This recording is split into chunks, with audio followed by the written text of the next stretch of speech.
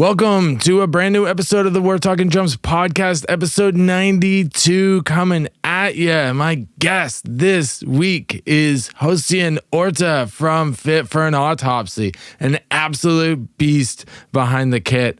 We had a great chat while he was on tour with Lamb of God, Kubla Khan, and Sanguisuga Bog. Heaviest tour of the year by far. Okay, this is such a killer lineup. It was such a great show, and it was awesome getting to hang out and chat with Josean once again. Okay, me and Josean have gone back till probably around 2012, I think we figured out, is when we first met and became drummer homies. So, and just watching his career grow and grow with For An Autopsy has been absolutely fucking sick. All right. I love this dude. We talk about his approach to getting older and still being in the extreme drumming, not having the energy we used to have, and his like new approach to the songwriting process and everything like that. Obviously, we talk about the tour they're on and how awesome it is, and just everything drums, man. The guy has a lot to say. He has a lot to talk about, and we probably could have done a 3-hour podcast if we didn't have a time constraint and he had to go do sound check. All right. Before we hop into this, I just want to let you know we do have a Patreon if you feel like supporting this podcast. I greatly appreciate it. I love all my Patreon members. Y'all are the absolute best. And every single dollar goes to support this podcast. All right, it's only $2 a month. You get all the episodes early. You get a little bit of bonus content. I got about 4 to 5 questions I asked my guests post episode, and those go up on the Patreon. And you get any merch drops just that little bit earlier as well. Speaking of merch, we do have some new t-shirts. All right. All the Blast Beat shirts. You can get them now on our Big Cartel. There will be a link somewhere. Pick up your shirt today. I think we got a couple left in each size. I don't think we got any 2XLs left, but you know, we're running low. It's a very, very small batch of shirts we're doing right now.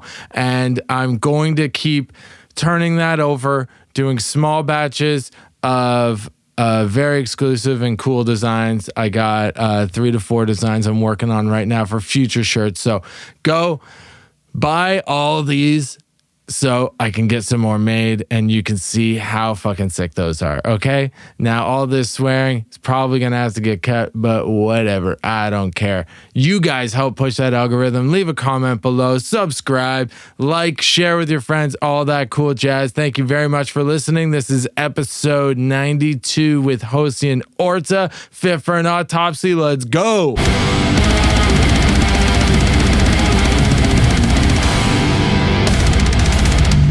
So it's on. You're good. Is this how I sound? Yeah, that's how it is. Yeah. Wow. It's always weird for me. Like whenever I get to sound check and I have to hear my voice through the speakers. Yeah. Well, sucks. You don't have to hear it other than in the room here, you know? Absolutely. So, yeah. That's you'll hear it later, like nice up close and personal. No. You know? How are you? I'm good. Jose Orta, welcome back to the We're Talking Drums podcast here, buddy. You're on this big old tour with Lamb of God. Mm-hmm. How's it going so far? Incredible. I think today will be our 5th show. 4 with them, I believe. 1 off show that we played. And dude, like shows get bigger and bigger. I don't know how to describe it. Like I never pay attention to ticket sales or how many people are expected. I just like to show up to stage and be like, oh wow, I have to play good, you know? Have to play good because there's like 5,000 people here. Exactly. Yeah. It's a good surprise. It keeps me motivated every day, you know, like just by let it happen, not fight it, not be, you know, I don't pay attention to many of those things or expectations or anything. I'm like, oh wow, like I get to play drums and there's people. That's incredible, you know. So it's not easy, obviously, to try to deliver the way we like to deliver every day, when there's big crowds and people pay good amount of money to see their favorite bands. So it's a lot of responsibility to try to fucking deliver as good as we can every day, But it's incredible. Do you find that as a support band on this tour that you want to like push even harder to kind of like win over? Because like Lamb of God's, they're a legacy band at this point, and like they bring out like a very, very wide fan base. So like you're, as a support band, not only you want to put on a good show, but you're trying to win new fans over. Absolutely. Right? I always say that as an opener, you have nothing to lose and everything to gain, everything to win. Yeah. In my personal career, I've been a support musician my whole life. Once in a while we do headliner shows, but not at this level, No. So yes, I am very competitive, and I like being around good bands that there's been many tours where I'm breaking down drums and the band after me is crushing it, and I'm like, wow, man, like we just got smoked. Or the band before me is crushing it. Yeah. And I'm like, wow, that drummer is so good. And I am going to do this stuff, But I love that because that's how you get better. Yeah. With really good players around you. And if that doesn't make you better, then what's going to make you better? Because the way I see it, we're all here in the field. And we're all competing. We all need to pay for this stuff and pay our bills and feed ourselves, and it's brutal. But yes, I love being a support band because it makes you play harder. Yeah, you want to sell shirts, you want to win fans, you want to be taken seriously by the people that are watching. Absolutely. Yeah, big time. Yeah. That's funny that you mentioned too, like how competitive you are, like. Because a lot of people don't think about that too much. Like when a band's on like before you and the drummer's just absolutely crushing it, which this tour, you got Eric Marotti. How do I compete with that? The guy is an absolute beast. I cannot compete with a guy like Eric. Obviously, his resume speaks. I have to do my own thing. But that's still a way of competition, Like, okay, Eric has all that covered. Yeah. What can I do? Oh, wow, And it's kind of like a friendly competition too, right? Yeah. Like it's not like, oh, I hate you for being that good, right? The way I see it, it's like there's a lot of people that follow sports, right? Yeah. And I might be playing for the Puerto Rico team and you're playing for the Canadian team. I want to win the game. Yeah. You want to win the game with your team as well. But we'll hang out after. Yeah. So in this scenario, at this level, the numbers matter. Everything matters. Every single dollar matters. It is competitive to a degree, even if I don't want to acknowledge sometimes it is. Like every day, it's like, But that's good. It's a healthy competition. Absolutely. And you're just pushing each other. Like to get better and get your bands bigger and like all of that. Like that there's unhealthy competition and then there's healthy competition. I've been in many tours where the competition has been very unhealthy. But I have learned the most on tours where I have been around players that are like incredible and I'm like, wow, man, like what do I do? That teach me and help me to find my own voice, which is very hard to develop, but it only comes with years and years of playing and being surrounded by incredible bands that are respected by a lot of people. And here I am like, oh, here's a drum part, And I like how you're so humble about your playing, but like as far as the drum community and everyone in the, I guess, deathcore, I don't know if I'd consider you guys really deathcore at this point. It's kind of I don't even know. Like you guys have your own blend of sounds Yeah. that you do. But as far as like the extreme metal community is concerned, like your drumming is like up there with the best of them. Like everybody, like I've been on some forums and Reddit threads and Really? stuff, and your name pops up quite a bit. I'm not good at paying attention to any of that. I'm just a fan of rock and roll and music and metal and punk and hardcore, extreme everything. Yeah. I have been my whole life. I just like to play and I like to compete. And I like the idea that I'm 40 years old right now and still pushing, trying to play even harder or more for longer, or with people like Art Cruz that has infinite energy. Yeah. And I'm like, oh my God, like, I just like the challenge of it. I like getting good in the process. Yeah. I'm obsessed with getting better and better and better and better, but I never feel it's good enough.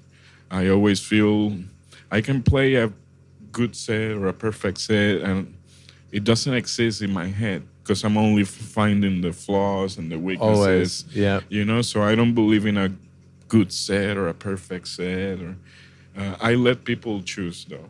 Yeah. I at the end of the set, I can tell you exactly all the notes I missed. If I missed 3 kicks here, 1 China here, I can write it down and tell you if we need to go back to those recordings and edit anything. I can tell you where to go, which song, which breakdown. Because I'm a crazy person like that. I'm scanning my playing from start to finish, trying to play as perfect as I can, knowing that it won't happen. But there's nights where everything aligns and then you get a good set or a good take or whatever and it's needed. There's magic some nights, but it comes from that perseverance of trying to achieve that perfection. And there's heartbreaking nights where I cannot nail anything, you know, the most simple parts or the things I practice the most all the sudden I cannot nail it. I don't seem to figure it out. It's just exhaustion, maybe poor sleep. You know? Yeah, like, on tour, like you get into a certain type of groove, but there's always those days where it's just like nothing's working. No, If it's your feet or your hands or just your brain in general is just like shot that day, then let's say we play 30 shows. Those are not all good. It's impossible for me to lie and tell you, oh, there was all... No. Maybe a week worth of that, it's worth some... Maybe I will consider my performance good enough. Maybe just from a week worth of that, maybe a few takes from here or here. Like, it's never ending, you know? And I even see footage of myself from years ago playing the songs a certain way, certain technique. My brain was in a different place, and I'm like, wow, like you know, like it just never ends. It's just, I know I've looked back on some of the videos I did like 10 plus years ago, and I was like, what was I even doing there? But I'm like, was I better back then than I am now? I had more energy. Oh, for sure. I can see my strokes were meaner, more height. But I also see that I was wasting a lot of energy. Yeah. Oh, yeah. But that comes with the age. I was just wild, you know, like with...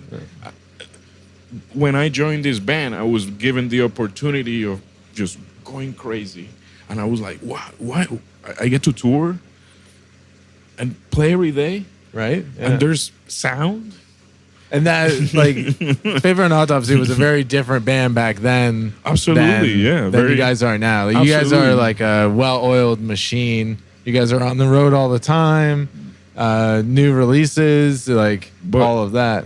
Yeah, but when I joined, we weren't. I was just lucky enough to join the band, and we got super active. It was just meant to be for me because it's exactly what I wanted. Things sometimes don't look exactly how you imagine them, you know, or they very might not. rarely. But it was made for me because it was a band that wanted to be active, that's all I've ever wanted since I became aware of what this life was. Yeah. And I got to develop my style. It's a band where I was, even though I have a very specific direction from our writer, Will Putney, I've been able to explore my drumming style and mix a lot of my favorite music styles and being forced to develop some other stuff. So in that sense, it's been a very healthy environment for me to develop as a drum fanatic, as a player, you know. Plus, the band hasn't stopped since I joined. Yeah. Yeah. And it's been 14 years. I think so. Now. Yeah. You said earlier, like you joined in 2012. It's 2026 now. So 14 years in a band is a This long summer will be time. 14 years. Yeah. Our only break was the pandemic. Yeah, which everybody. But it's been tour, album. We played everywhere where we've been allowed to. Yeah. From the smallest bars to places like this. Yeah. And You guys played an arena yesterday Dude, in Montreal. that's Bell another Center. thing. That's different. As a drummer, as a player, Oh, it is completely different. Very You have to different. play differently than playing local bars or any other smaller Big time. venues. The projection, the way you tune, the way everything is perceived and sounds. Now I get why some bands change their sound or simplify their playing, because right. it is a different world. Yeah. It's new for me, even though we've been doing a few of these places in the last couple of years because of the bands we've been playing with. It's not easy. It's not easy to be a heavy drummer in these big stages Yeah. and project and sound good and make everything so people can understand it, you know, like with Right. precision. It's, Yeah. Do you guys, when you're developing a set list for tours like this, where you know you're playing big venues all month, do you change or manipulate your set list to reflect the size of venue that you're Absolutely, playing? yeah. We're always aware of the size of the rooms, the bands we're gonna be with, and to push our own sound. It's a mix of everything. Yeah. Sometimes we have to compromise and maybe find a busier song that maybe doesn't really work on a big stage, but we're gonna give it a shot because Yeah. that's part of our style and that's maybe a song that people like. Right. We've learned the lesson also of maybe that doesn't really work on this, you know, like but we try, we give it a shot. But we are well aware of it. Like as a team, as a collective effort, we talk about that stuff all the time. you know? So our set list, it's been like definitely talked about in between all of us. Yeah. Well, you guys have quite the catalog now. That's also difficult, so- you know, to choose songs from the longer the band exists and the more albums you make. It's harder to pick songs, you know. Like for example, in a tour like this, we're only playing a half hour. We need to try to pick whatever represents us and blend it in a half hour. How? Like that's difficult, you know. It's tough. Yeah. And the band has different stages, and we feel different now than 10 years ago. So Yeah. Okay, question though about set list. Are you playing Warfare? I think, yeah, Hell yeah. I want to see that on that big stage. I think so. Yeah. I hope your sound guy pumps a little bit snare bomb in some of those snares during the verse. I think so. That is the toughest drum beat I think imaginable. Closed hi-hat, eighth notes on the closed hi-hat, and then half notes on the kick and snare. Just first time I heard that song, I was like, fuck, I gotta go lift some weights or something. Same thing. When I heard the pre-pro, you know, when Will presented to me and I heard whatever he was trying to create, I was like, awesome. Yeah. I get to, It's you so know. simple, but it's so effective. But it forced me to, and it made me sit in a room and try to make it good, you know, like make it sound good because it sounds simple, but like, as you know, to make it sound correct and groove and make it in to work in context of what we're playing. Right. I had to develop that and see like, okay, I can't play it too soft.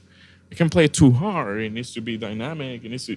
Yeah. So it still forced me to work on something like that.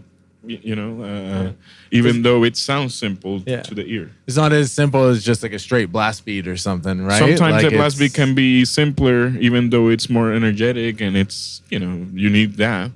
But it's just about making the noise and as loud as you can and as fast as you can. Right? It's supposed to be aggressive and in your face when this is supposed to be just fucking... I'm trying to set the groove for the rest of the band. So I don't want to be on top of them. I don't want to overplay, but it needs to sound crispy and funky and like it needs to be loud. That rim shot needs to be even that takes effort and work and play shows and shows and shows to okay, now I feel like I have it, but that's an example of the things I work. It's like I cannot compete with a lot of the younger players that are playing extremely fast compared to how I'm able to play now. Okay, I cannot blast like that, but what can I do? I'm just gonna work on this funky beat for a lot of time, for a while, and that's the things that get me excited now. It's not to necessarily be a machine myself or try to mimic those sounds anymore. I'm being satisfied with that because of what I've done. Now I might find myself working more on the little simpler parts that make something feel like, I can listen to this. Right? Yes, like putting more of the human element back in it. Because a lot of these bands can be replaced by a computer, right? Yeah. Like digital drums, because it's just like all gridded. It's just all in your face. And like that, that's a sound. But it is a sound, and I love it too. Yeah, and I think that is kind of set you guys apart in the extreme metal genre, if you will, because you really focus in on the intricacies of your playing and making sure there's groove and feel, right? And a lot of guys are really young as well and haven't comes developed with the age. That feel for it. I had no idea of any of these things back then, 20 years ago or even 10 years ago. No. I've been lucky to grow with the band and be exposed to the caliber of bands that I've been exposed. I'm also a fanatic of music. I've been to every drum clinic you can imagine. And I listen to a lot of music and I try to figure out what drives me. Why do I like drums? Why do I like music? Why do I like these greatest hit songs? What do they have? Yeah. They all have great drums. Great drum beats. Even if it's simple, it doesn't matter. It sounds great. There's always something great. I want to do that, but in metal. How? I don't know. Let's figure it out. Yeah. Here I am trying to figure it out because I don't know. Yeah. But I do feel like all the super fast extreme thing, those things are covered. There's enough people doing it that I just watch from far away and I'm like, oh my God, like there's no way, like, no, I don't even know how to move like that anymore. So I've found a lot of peace on just, there's this whole universe of incredible music that I haven't explored.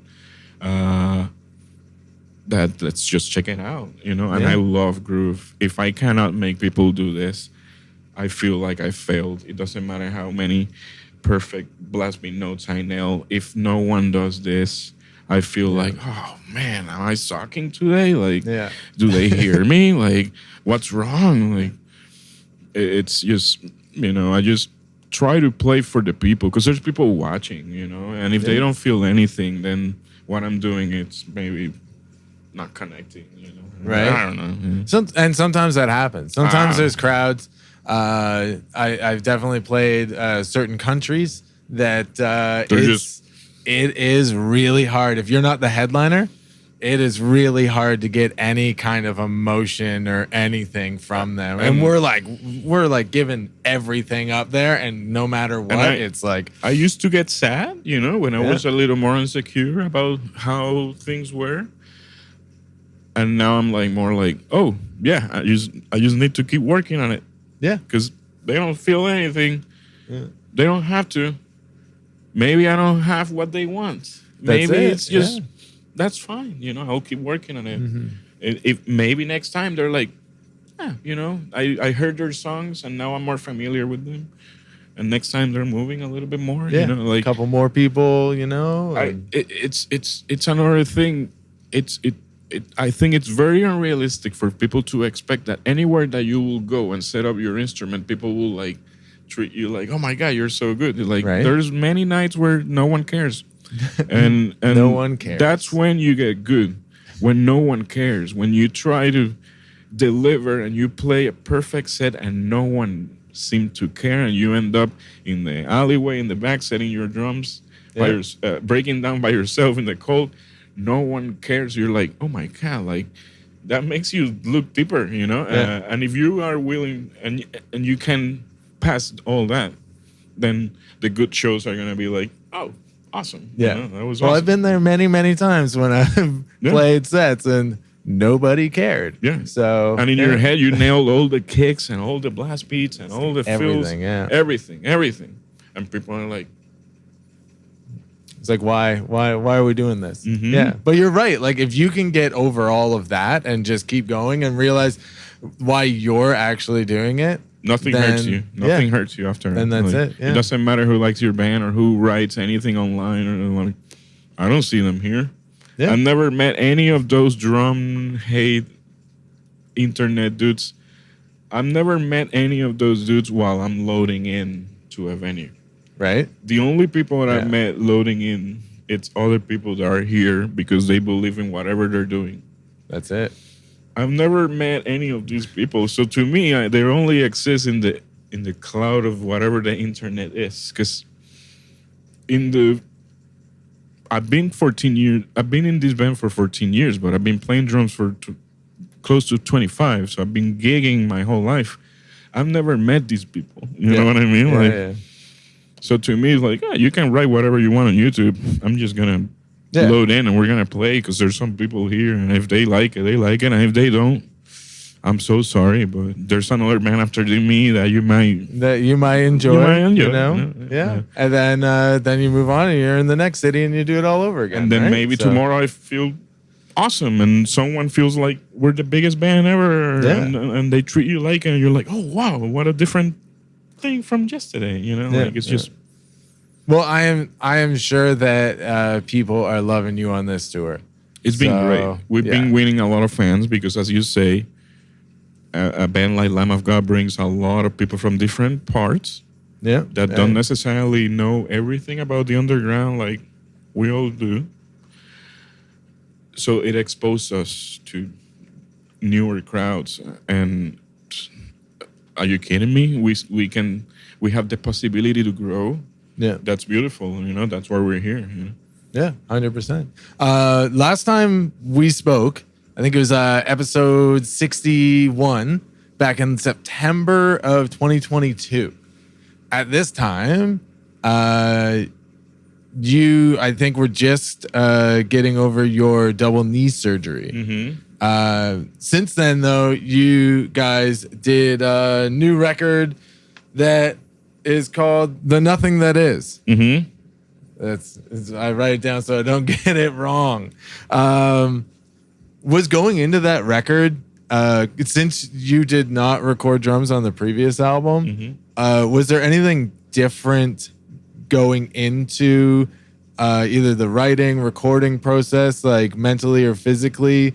And it was also a number of years between records, right? Mm-hmm. So, like, was there anything different feelings or anything like that you had going into the last album? A lot of fear, because after injuries, I don't know if people relate, but after you get injured, you have fear of being able to do that thing that you love again, and doing this type of drumming. It's very extreme, very explosive, very violent. I had a lot of fear on trying to play again and getting hurt, and it's the worst pain I've ever dealt with in my life, and I still deal with it every day.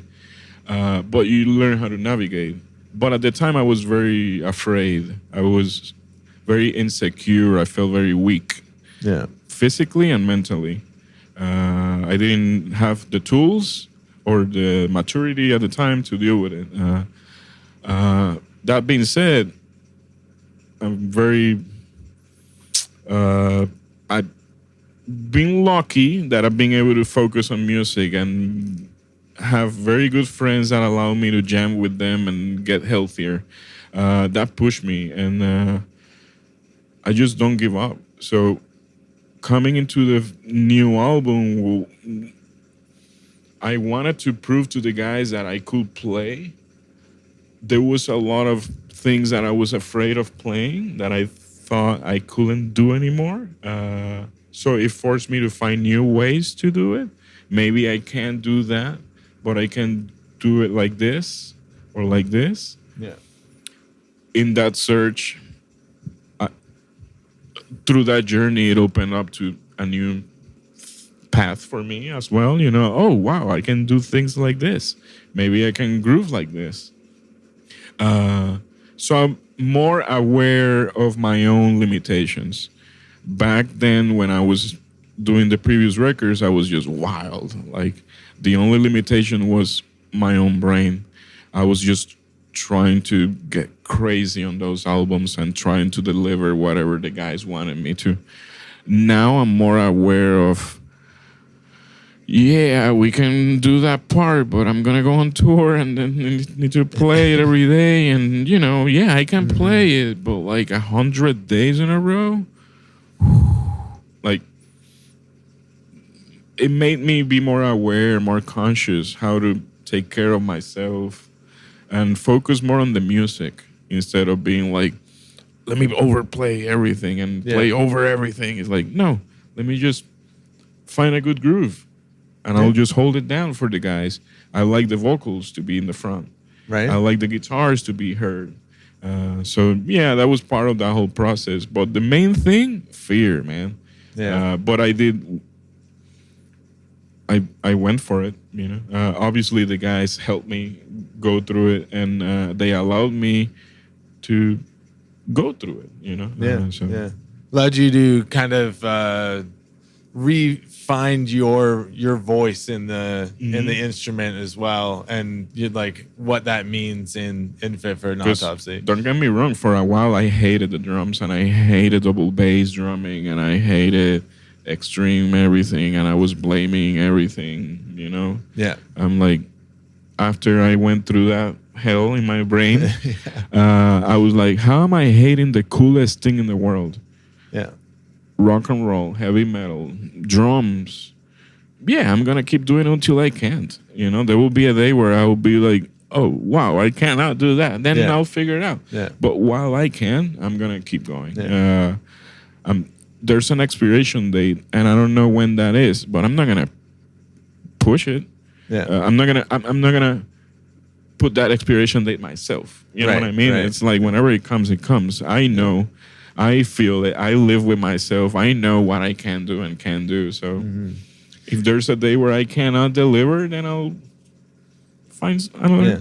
Is that maybe a part of where some of the fear comes in, that you were like, oh no, is like, did the expiration date already come, and like, can I still do this? Like, absolutely. Was that ever? Every day of my life, I question myself. I just keep doing it. Yeah. Because the past have shown me that even times where I've doubted myself, I pushed through and then it got done, and then I was happy about it. Right. So I just keep doing it until there's something, that it's obvious where, oh my God, the playing is just not good, or I just cannot do it. Then I am very honest about that, As I've always told the guys, hey man, like I'll be the first one to tell you guys, hey, I can't do this. Yeah. Yeah. I don't lie to myself about that, and I have no issues anymore. I made peace with all that. I just refuse to give up. Yeah. That's the thing. I'll just, if I have to simplify a drum part to go through this week, I will do that. Yeah. And whoever has an issue, we'll have a coffee about it. I'll tell you why I do it, Right. And normally if there's a drum fanatic in the crowd that hears it the same way we can hear it, I have no issues with explaining to that person why, because Right. he probably gets it. I would be like, dude, like I've been sleeping poorly and my left leg is bothering me, and they will be like, oh wow. Yeah. I have Well, no that's idea. that's a crazy thing too. You can wake up and like I've woken up and my hip was just fuck, doesn't work, especially yeah. sleeping, in like a lot of the times the bandwagons or buses, like the bunks are decent. Airplanes, You dude. know? Like, yeah. Oh, airplanes will fuck, especially if you're flying in and you got to play that day or We anything do a lot like of that. Like where we Yeah. fly the whole day, all my back is swollen, my legs are swollen from being in the air, and then you show up to a big festival with whatever backline kid there's there. Right. I haven't slept in 3 days. My legs are garbage. I have to set up this unknown instrument that I've never seen before, Yeah. and I have to play perfect. Right. Show me how. Yeah. Because I've seen my heroes going through it and having issues as well, where I'm like, oh, wow, this is just what everyone goes through. I just have to learn how to. Right. Yeah. But it's like, but I've learned that you do whatever you need to do to go through it. And then Yeah. you keep working on that leg, you know? Well, that's the thing too. Like when you're in the moment of it, you're like pissed off and you're like heartbroken. You hate everything. Heartbroken's a great word because you want to be able to perform your best every single show. Mm-hmm. And when you're doing like a fly-in and it's a big festival too, there's like possibly thousands of people, tens of thousands of people maybe, and then like you really don't play anywhere close to your best. No, and some of it's out of your control, right? Like lot of it, obviously with yeah. the flying and then the gear, everything like that, the stress of a festival as well. Like, Dude, nothing works. Not a single finger. It doesn't matter how many hours I practice at home. Obviously, preparation is what will save you at the end. yeah, It's all you got get at you the through. end. At the end. But there's times where even all of these techniques don't matter. Nothing works. None of the fingers work. Your wrist is not doing what it's been doing for years. All of a sudden, just today.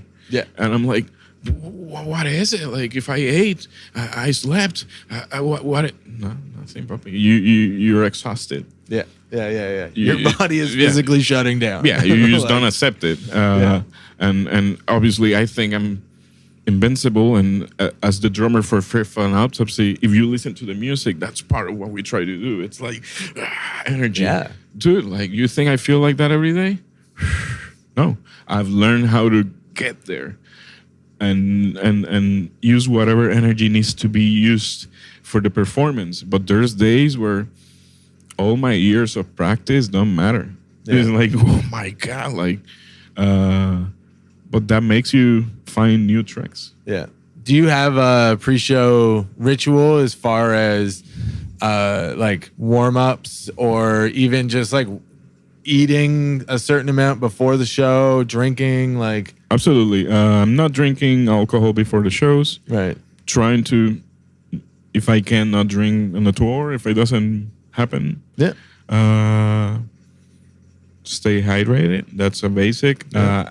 Caffeine? A lot of black coffee through the day, infinite amounts. Yeah. I do try to not eat anything 2 hours, 3 hours before the set. If I have the options and the ability to choose. A day like yesterday, the catering was incredible, so I Of just course. ate an hour before, like, Yeah. And I dealt with it. It's not easy to play this music with a full stomach like that. I prefer not to. But as I'm getting older, yes, I'm more aware of what I eat. Like, there's certain foods I try to minimize on tour. I'm not a workout freak, but I have to maintain, so I work out whatever's needed for me to be agile, Yeah. I'm not trying to get ripped or Not big, trying to but get jacked, no? I should work on it. I'm being a little lazy, I'm not gonna lie. Yeah. But I work more on mobility.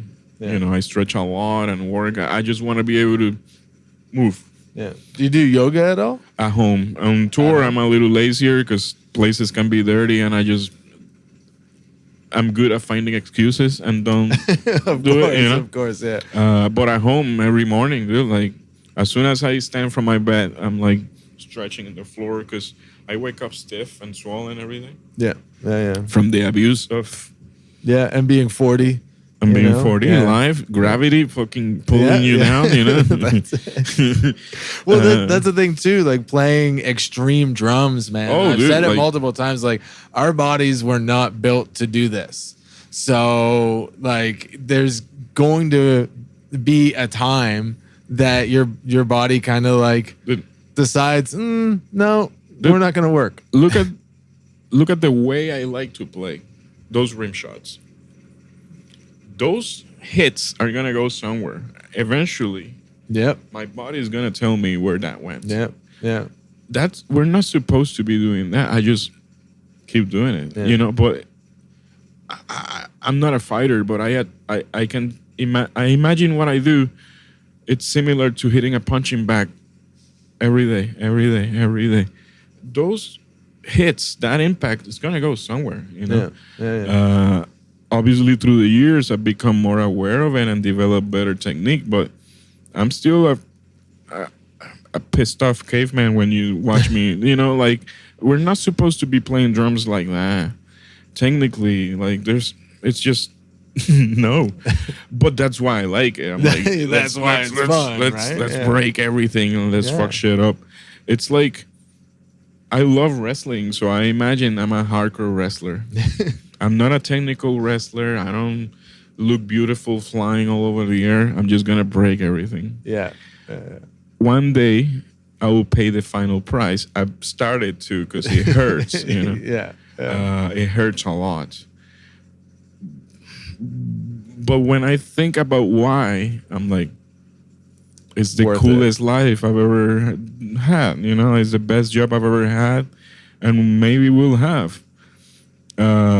Incredible memories. I've been lucky to travel the world, become friends with bands. I have the whole discographies at home, you know, Yeah. and meet other musicians from around the world that do the same thing, that we like drums the same way, you know, Right. like, oh, sick, you know. Yeah. It's incredible, you know. It so is. It's a crazy Of course life, and you Yeah. know, like sometimes you do pay the price for it. the receipt I have to pay is I wake up every morning and I'm in pain. Like I'm like, oh my god, like. Every day. But you don't get to live this life for free, Robbie. Like you have to sacrifice something, and that's just one of them. Yeah. It's just how in my pain. But when I go on stage, I feel invincible. You know? Yeah. Exactly. Yeah. I know my left shoulder has been a problem for a while, specifically because of the rim shots. My snare hand, I know it's all going up, and My and setup messing up my changes every shoulder. day. Every day I move something, even if it's like a little inch or whatever, in the search of making it easier. Because, oh my God, if I raise it here, is that easier? No, maybe down here. No, maybe up here. Yeah. Well, yesterday was here, and maybe it never ends. You were doing a higher China on the right hand side for a little bit. I'm there. trying it. If you look Yeah? at my setup right now, I'm trying it, even though I'm trying to not lift my shoulders as much as I used to. I'm trying to just be relaxed down here. In theory, I'm trying to play the right here, crash here, China here. So I can leave my shoulder not, very close to my body. Whenever I get stoked, I might Oh yeah. but I'm trying to just make it like where everything's here. You know?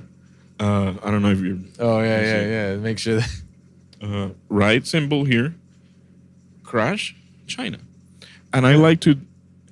If there was a drum, I don't know anything about real music, but if there was a drum chord, my favorite sound to make is rim shot and China hit. Oh, it's the best. I love that. So I need access to that China at all times, even if I'm like here at the hi-hat. Because I like to do that thing, right? Yeah, you don't want anything in the way. Nothing. I have to throw my hand with my eyes closed and hear that sound. That's why I've been messing with where I place it. And I refuse to carry too many things because I do everything by myself. I don't have a tech, I don't have extra help. It's still a lot of money to have good cymbals and drums. Yeah. If I ever get to the position where I have techs and everything, I'm adding a few things for accessibility options. For sure, definitely, definitely. But for now, I try to do everything I imagine with the less I have or can for traveling purposes, because it's easy for me to make that setup anywhere with any rental kit or anything. Yeah. Now, are you still rocking 2 kick drums? Whenever I'm available, whenever it's available, yes, because of my legs. Yeah. It is better in the sense that I have no limitations with where I set it up. If I want to go forward and this one closer or that one more spread out that way, I can do whatever. So my legs are more free. Yeah. It's easier for triggering too, because we do a little bit of triggering blended with the mics. Yeah. So you don't have to deal with one surface just going crazy for the double trigger. Right, yeah. I've always said that. Dialing in the triggers It's on easy, 2 kick drums, you only have to have 8th notes rather than 16th. Obviously, it's difficult to tune them the same, but in our music, we get away with faking it. You know? Yeah. I go as close as we can, and as soon as the engineer says, yeah, that's good, papi, then I just let it be. Yeah.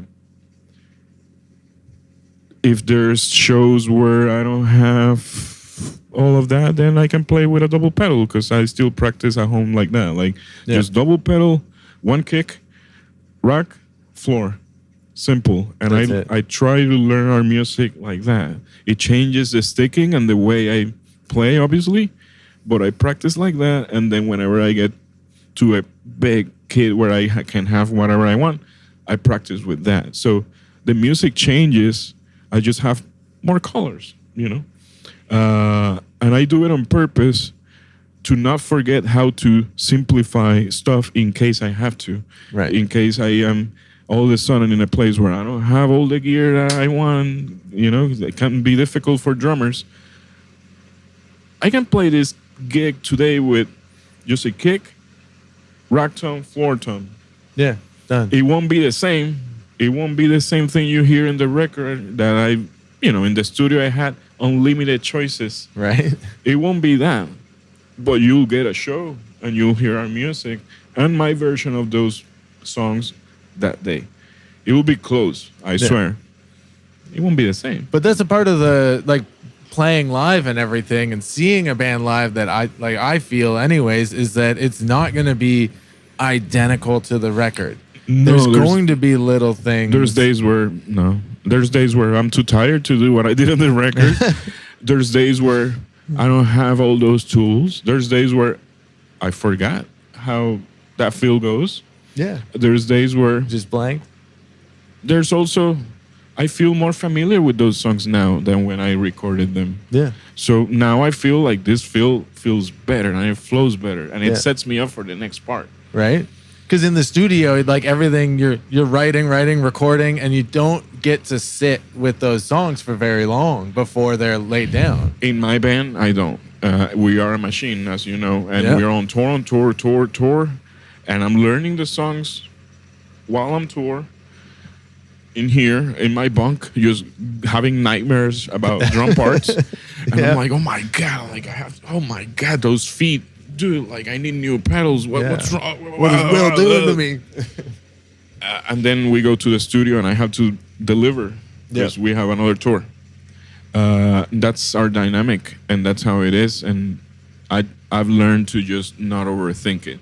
Learn the music. Boom, boom, boom. That's the drum part. That's good. Producers, Will is our producer. He says, that's perfect, Josean. And I'm like, you like that? You like that? You like that? Everyone's happy? Okay, I'm going home. Next part. Or I'm going home. I don't overthink it too much anymore because I don't have the time. Also, I go crazy. Yeah. We can do how many drum fills? Right? There's almost endless amount of options there. It's whatever goes with the song, right? Yeah. If we're here in a room and the boys are like, that sounds good, and it makes me play my riff better. Right. It goes with the bass, right? there's a lyric there. Cool. So if I stay in the China, is that better for that part? Yeah. Awesome. Yeah. I don't It's fight making that everything like work together rather than focusing just on your part. You're really like looking at every single aspect of the music Absolutely, to play to yeah. that. And I've learned that through the process of doing it. That comes with time. A 'Cause lot of I time didn't and know. experience to figure that out. In my first few records with Will, he'll be like, "You cannot be doing a drum fill there. There's a vocal section there." I'm like, "Oh, I didn't know. Yeah. I didn't know vocals would matter that much. Right? I thought it was all drums. Yeah. It was just not knowing." Yeah. That's a big part of it. Now, when you're not on tour, you live in Puerto Rico. Yeah. Now. During the pandemic and during my healing process, I needed guidance. So I went back to my family. Yeah. They helped me go through the healing process. And the band grew a little bit. So now I just take one more flight. Yeah. Yeah, it's good. And you actually started up at some other musical projects when you were there. Absolutely. I've been in a hardcore punk band for close to 25 years now. A little over 20 for sure. And I joined another death metal band that it's full of some of my best friends while I was dealing with my therapies and my rehab for the legs, just to force me to have to play as much as I could. Yeah. Because I wasn't on tour, but I couldn't stop playing and then expect to show up here and compete with Lamb of God. Right. No, I have to play every day to be able to do this and still struggle. Yeah. So it was a way for me to stay active all of the time, even at times where I don't want to. Yeah. There's a lot of times after tours where I don't want to go practice with anyone. I don't want to go home and jam with anyone. But I will, because those are my best friends, and it's a compromise, and it forces me to always be active, at least to move my joints and be, a little more loose. So whenever it's time for me to fly to the U.S. and rehearse with Fit, I'm not that rusty. Right. This is a different monster, and it takes me about a week of playing shows on stage to get where I want. But imagine if I didn't do all that at home and practice every day and maintain and play a show once in a while. It would be awful, because I will suffer too much trying to get where I was before. Yeah. Make that big sense? time. Big time. I know. I've had a little bit of time off from playing drums at the beginning of the year and getting back into regular practice schedules and like trying to play all the parts that I like at the end of the year, it was no problem. And then now it's like, okay, I need to get back on like a regular schedule because we're going to have shows coming up and I need to make sure I'm ready for rehearsals. And it doesn't get any easier with the years. I've just learned to identify different things. There's times where I need to get away with from something. And whenever I revisit, it's perfect. I needed to step away from it a little bit and rest. Yeah. Rest is important. But there's times where if I do it for too long, then there's no lying. You need to put in the work to get where you were. Yeah. And it's physical, and with my playing, there's no cheating. I try to play everything, even if I fail. Well, you heard it. Yeah. But I'm going to try. And if I suck, then you heard it too. Yeah. I don't care in that sense. I'll always try to be good. And it's not easy, you just learn to identify little things that you need to correct, Yeah, definitely. Awesome. All right, well, dude, let's wrap this up because I know you got a busy day here and we're going to have to get you some more coffee, some black coffee. So you need to make sure you're good for this show tonight.